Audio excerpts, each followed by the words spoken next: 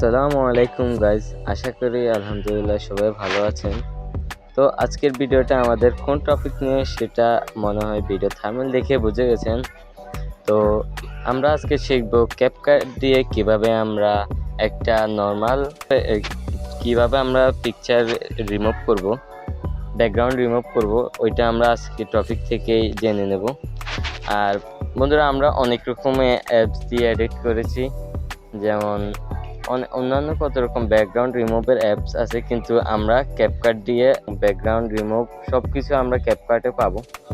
তো আমরা আর দেরি না করে আমাদের ব্যাকগ্রাউন্ড রিমুভ কাজটা শিখে নিই। তো বন্ধুরা, ভিডিওটা পুরোটা দেখলে আপনারা বুঝতে পারবেন যে ক্যাপকাট দিয়ে কিভাবে আমরা ব্যাকগ্রাউন্ড রিমুভ করব। ভিডিওটা যদি স্কিপ করেন তাহলে রিমুভ করা আপনাদের জন্য খুব কষ্টকর হবে, বা আপনারা ঠিকঠাক করতে পারবেন না, ভুল হয়ে যেতে পারে আপনাদের। তাই ভিডিওটা স্কিপ করবেন না, পুরোটা দেখার আহ্বান রইল। তো বন্ধুরা, চলুন শুরু করা যাক। ফার্স্টে আমরা ক্যাপকাটে যাব, আর ক্যাপকাট যদি না থাকে তাহলে আমরা এটাকে প্লে স্টোর থেকে আগে ইনস্টল করে নেব। তো ইনস্টল করার আগে আমরা এখানে প্লে স্টোরে ঢুকবো, তারপর সার্চ বারে গিয়ে সার্চ করব ক্যাপকাট। সার্চ বারে গিয়ে সার্চ করব ক্যাপকাট, CAP, ক্যাপকাট চলে এসেছে।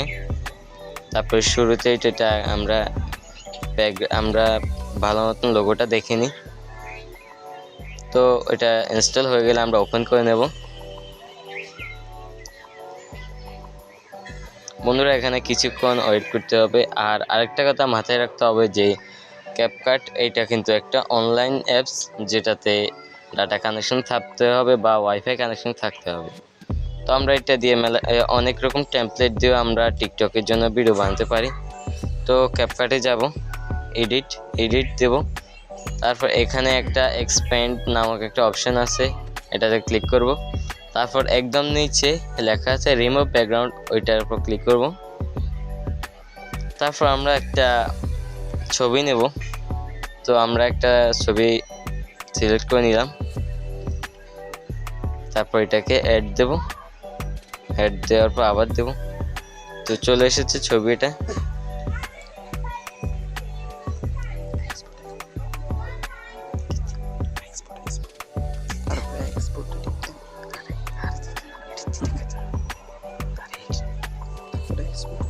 তারপর আমরা এক্সপোর্ট ক্লিক করব।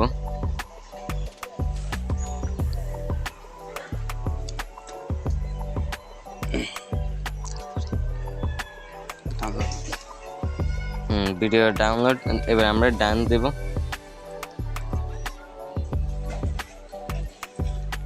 তো বন্ধুরা, দেখলেন খুব সহজে আমাদের এই ভিডিওর ব্যাকগ্রাউন্ডটা রিমুভ হয়ে গেছে।